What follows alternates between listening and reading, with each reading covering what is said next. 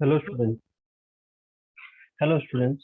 So I am discussing your digital signal processing subject here again, and today I'll be discussing the basic analog to digital and digital to analog conversion. Most of you have studied this in your digital. So what we are discussing here is analog to digital and digital to analog conversion, mainly from the DSP point of view. So here what we have is the basic elements of digital signal processing. The first one is analog signal processing, and the second one is the block diagram of digital signal processing. Now, the basic difference between the two of them is that in digital signal processing, we have A to D converter and D to A converter before and after the processor. So this digital signal processor may be computer based or software based, whatever is that, it deals with only digital values. So we need to convert our analog signals, like whenever I'm speaking in analog. So my voice has to be converted into a digital signal so that it can be stored in a memory location and processed, and then we can regenerate another set of memory discrete values, and then those discrete values may be converted back to analog in the form in which we hear. Next, already in the last few lectures, we have covered the advantages of digital signal processing over analog signal processing, the classification of the signal in terms of continuous and discrete time, analog and digital signals, periodic and aperiodic, energy and power, deterministic and probabilistic, even or odd signals. So already we have done these things. So going ahead, I will be discussing the analog to digital and digital to analog conversion. So basic analog to digital conversion is a three-step process where we have sampling done by the sampler, then quantization done by the quantizer, and the coding done by the coder.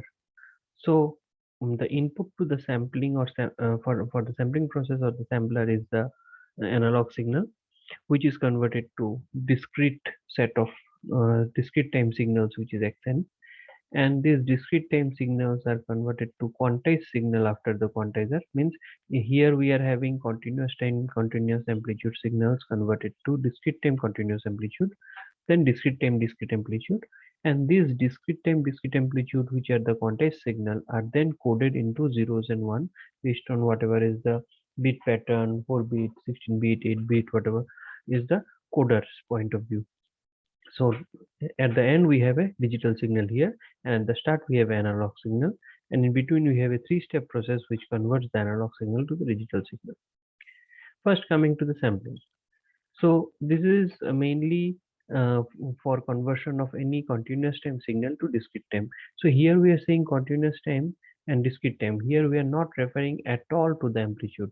So we are not dealing with the amplitude, only the time in this case, the independent variable. And here the signal is obtained by taking samples of the continuous time signal in discrete time instance. Now how to do that? So we take this XAT, here A identifies as the analog version, into a sampler, and based on the speed of the sampler we have a time period T, and N denoting the number of samples. We have XANT being converted to XNT. So this T is called the sampling interval. So if we are considering some periodic or uniform sampling, that's xn is equal to xant, where n is ranging from minus infinity to plus infinity, and the inverse of this is the sampling frequency. So t is the sampling period or sampling interval, and fs is the sampling rate, which is in terms of samples per second, or sampling frequency in hertz. So this analog time t is actually sampled n times the times sampling time, and it can be written as n into capital T or n by fs, which is the sampling frequency, because t is equal to 1 by fs or fs is equal to 1 by t. Next, if we take a particular case of periodic sampling of any analog signal, so we can use a sampler, which is just like a switch, which is switching on and off at a sampling rate or a sampling time of 1 by t or a sampling rate of 1 by t or a sampling time of t. So XAT becomes XANT, which is a discrete time signal. So this is the XAT, this is the sampled version, and the dotted line is the analog version, and this stem plot kind of thing, these dots are the discrete values. So if we have analog version XAT, cos of 2 pi f is the frequency plus theta is the phase. So this actually becomes this here what happens is that this t is replaced by capital T into n or n into f. So here we are having a ratio of capital F by Fs. So ratio of frequency is done, and this omega is equal to 2 pi f here, and in from the discrete version is 2 pi fn. So if you compare these two equations of xn and xat, you can see that a is common, cos is common, 2 pi part is common, only difference n is also common. This small f is equal to f by fs. So f by fs is the ratio, or this is the relative normalized frequency which is used throughout, and omega is this, and ohm is for the analog version. So capital omega and small omega has a relation in between with t. So this can be represented in this way when we have continuous versions here, discrete versions here, and vice versa. So here the ratios of f is 1 by half to minus half to plus half because of the Nyquist criteria. I'll be discussing in my next lecture the sampling theorem, when you will be more getting more idea of what the sampling theorem is that and what is Nyquist criteria.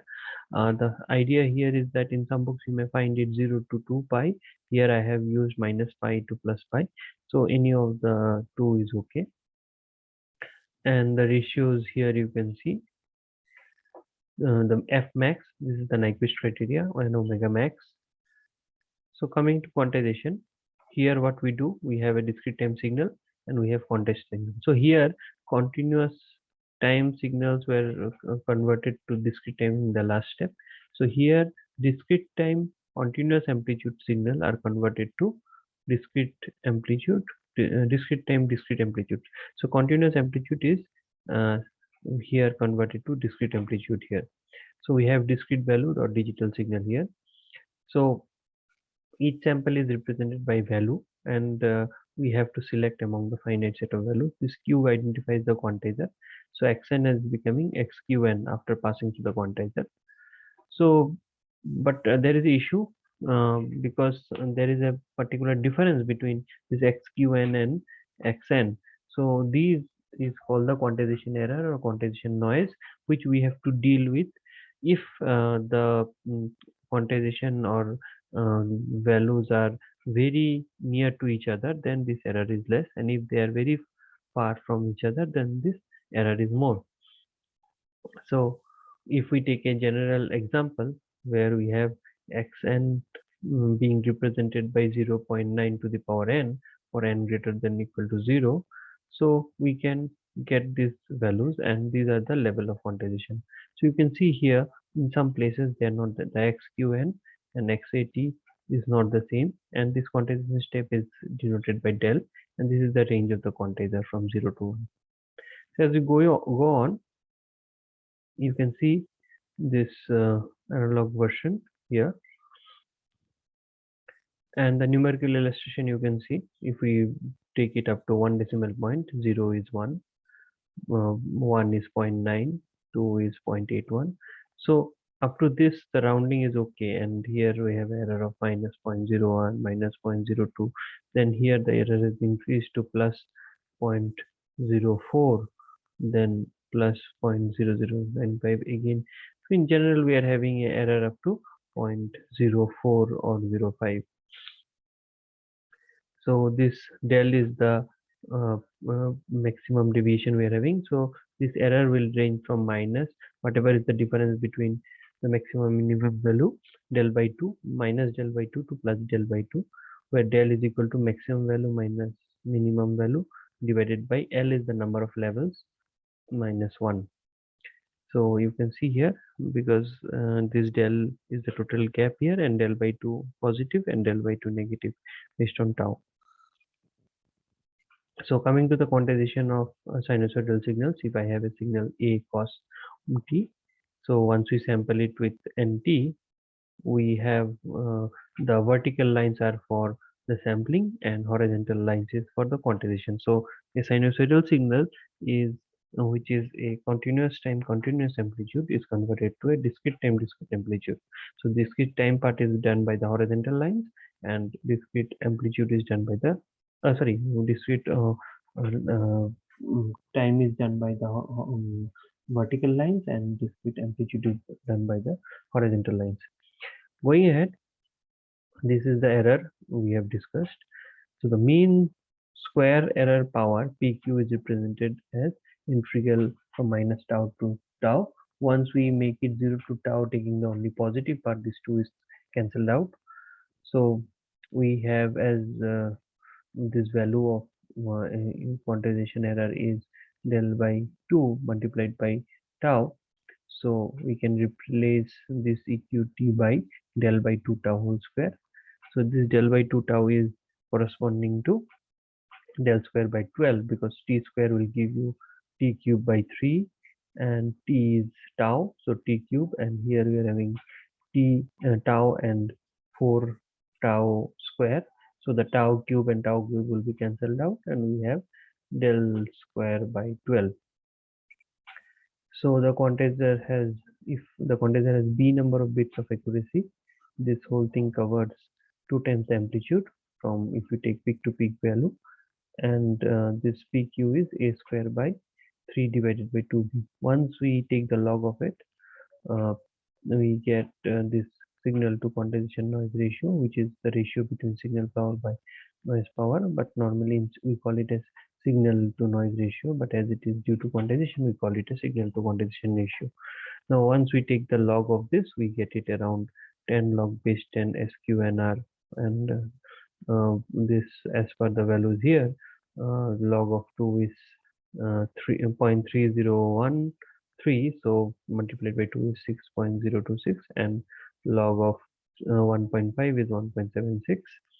So the SQNR increases for every bit, it increases by 6 dB every time. So you can have a look here. Now coming to the coding steps, the coding steps, what it does is that it takes the discrete values and convert them into code. Now it will depend on how many b-bit binary sequence is there. So the A to D converter assign unique binary number to each quantization level. So if we have L levels, we need L different binary numbers. So if with for b bits, we need 2 to the power b different bit binary numbers. So we have to have 2 to the power b greater than L. Unless this is the condition, we cannot have unique number system. So commercially available A to D or ADC converters are normally having standard 16 or 32 bit. Nowadays even you have 64 bit. So generally higher the sampling speed, the finer is the quantization, but the cost increases, and in case you reduce the cost, you have to reduce the sampling speed and less quantization. So less quantization means more quantization error. So now coming to the vice versa, that is digital to analog conversion. The most popular is zero order hold, where we have the discrete values here, and we hold off in a memory location, or you can put a capacitor, and due to the capacitor charging discharging, this staircase approximation due to the original signal, though not being exactly seen, we are getting to some extent the same thing. When we do linear point connector with a 7-second or any number of seconds, what we do here is that we do some post filtering and smoothing, and when we pass these over the holding frequency, so some of interpolation is done, followed by post filtering. Now there are a lot of digital to analog conversions, but the interpolation is required because there are some missing values. because when we are converting analog to digital, we are throwing away some values, and when we are doing digital to analog conversion, we may have to generate a few values. So thank you for today. So I stop here. We'll discuss the sampling process in the next class.